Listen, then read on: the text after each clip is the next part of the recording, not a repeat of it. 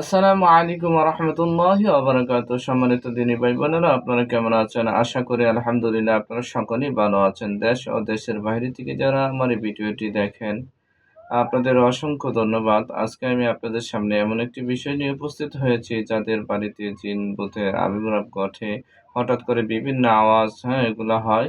তাদের জন্য এই আমলটি খুবই কার্যকরী হবে ইনশাআল্লাহ।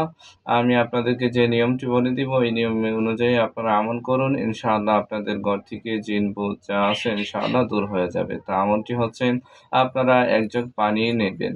১ জগ পানি নেওয়ার পর আপনারা দুরূদ শরীফ একবার পাঠ করবেন। দুরূদ ইব্রাহিম একবার পাঠ করবেন।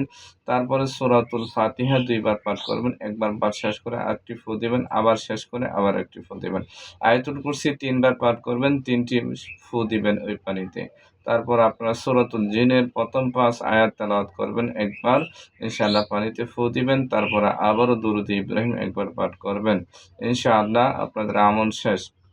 এখন আপনারা কি করবেন? ওই পানিটুকু ইনশাআল্লাহ আপনাদের ঘরের ভিতরে বাহিরে ইনশাআল্লাহ আপনারা এভাবে ৩ দিন ছিটিয়ে দিবেন। ইনশাআল্লাহ আপনাদের ঘরের মধ্যে ইনশাআল্লাহ কোনো জিন ভূতের আবির্ভাব ঘটবে না ইনশাআল্লাহ। আর কখনো এরকম হবে না। আসসালামু আলাইকুম ওয়া রাহমাতুল্লাহি ওয়া বারাকাতুহু।